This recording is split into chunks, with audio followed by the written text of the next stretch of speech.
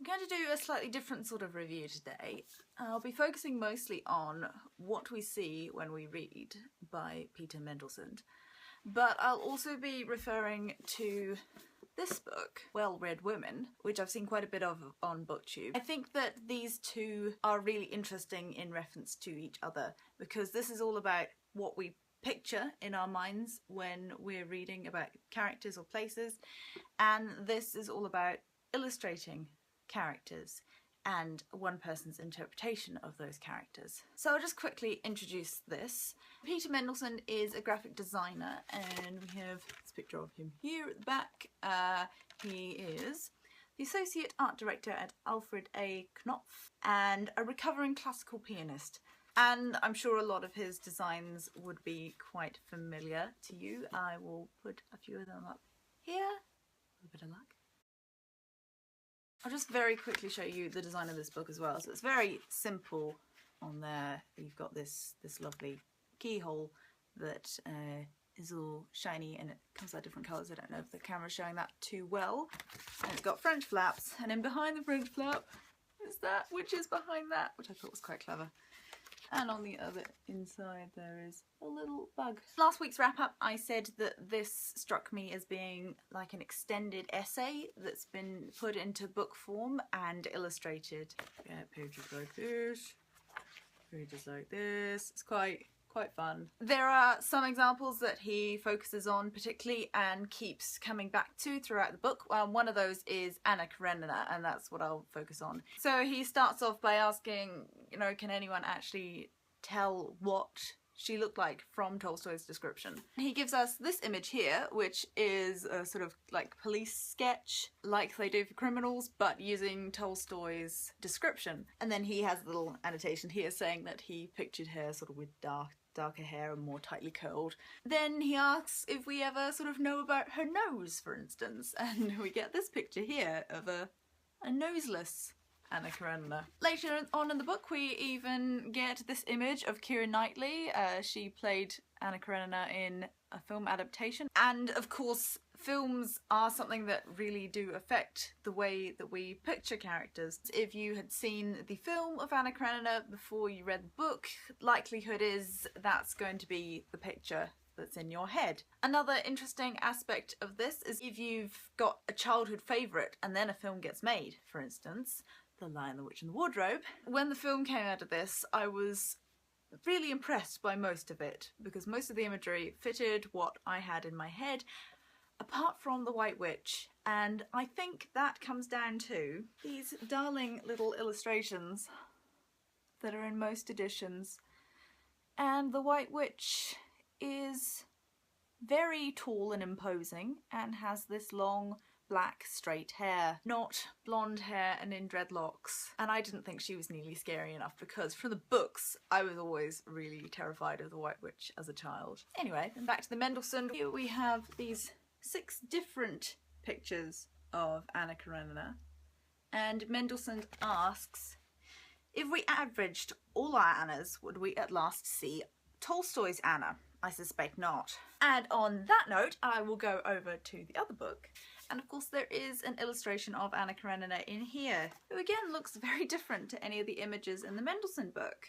We just pause and look at how beautifully done this fur is. I feel like it should be soft when I touch it. So in that edition of The Lion, the Witch and the Wardrobe, we have that lovely illustration. And sometimes writers actually do little drawings of their own characters. And I feel like if I were an author and writing a character, I would want to draw them and write the description from that. So I found this section really fascinating. This is Dostoevsky's Sketches for Crime and Punishment here.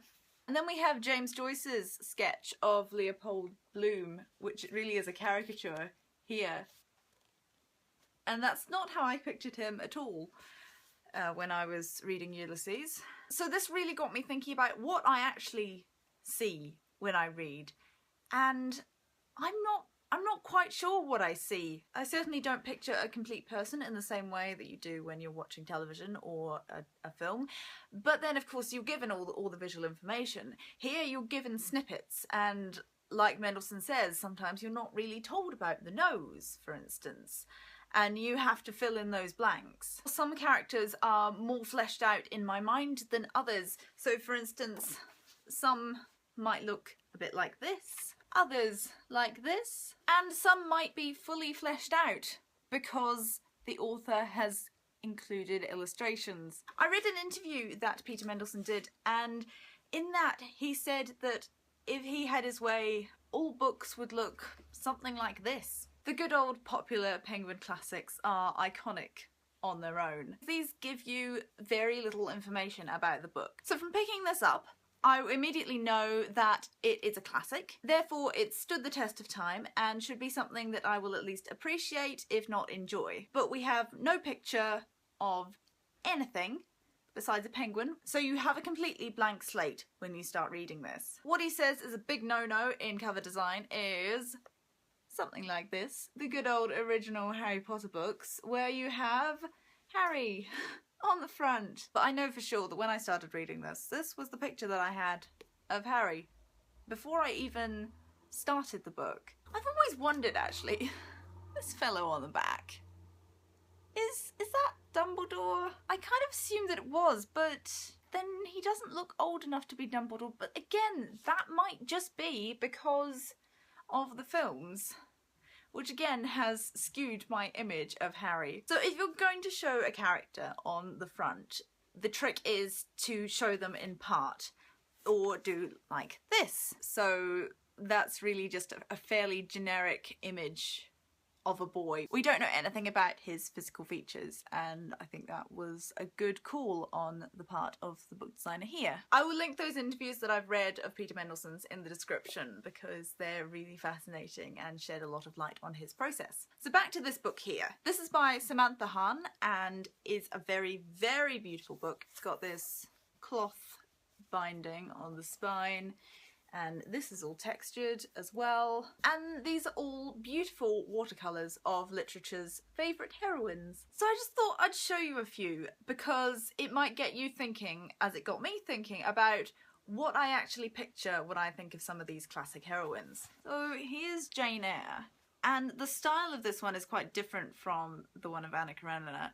And she's a bit more washed out and vague. There aren't a lot of details in her face, for instance, and she's got her eyes closed. In fact, I think that this image is quite generic, which I think was a good call actually in terms of depicting Jane Eyre because she is such a beloved character. There's also something very vague about this one, which is of Estella, and I think she's done an incredible job of this, of just capturing that expression of somewhere between sadness and resentment, but it's also very subtle and doesn't give too much away. And it's almost like she's partially veiled, which is kind of like the way that Pip sees her. She's always just beyond reach. Then we have Catherine Earnshaw from Wuthering Heights.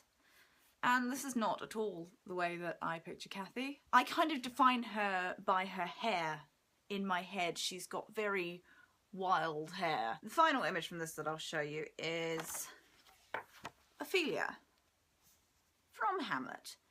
And she is a character that has been portrayed in art throughout the ages, since Shakespeare's time.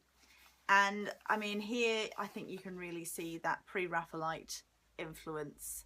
If we think of Millet's painting of Ophelia, which is probably one of the most famous depictions of that character. And I think this is a really beautiful choice of colour here. You've got the orange and the green with a hint of greeny blue in there, which really makes that hair pop as well as her eyes. So there's a lot more that I could show you in this, and there's a lot more that I could say about the Mendelssohn, because he doesn't just talk about characters and how we picture the characters, he also talks about the spaces that the characters are shown in and how we sort of map those in our minds. But I think this video will have been long enough. If, like me, you're into design as well as reading, then this is kind of the perfect book for you, because there's just so much in here.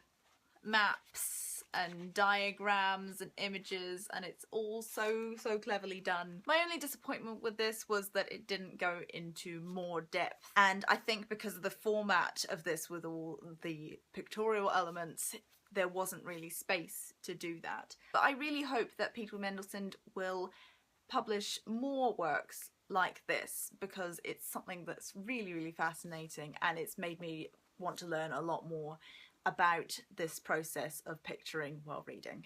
As always, the links will be in the description for these books that I've mentioned. Thank you very much for watching, and I will hopefully see you next time. Bye!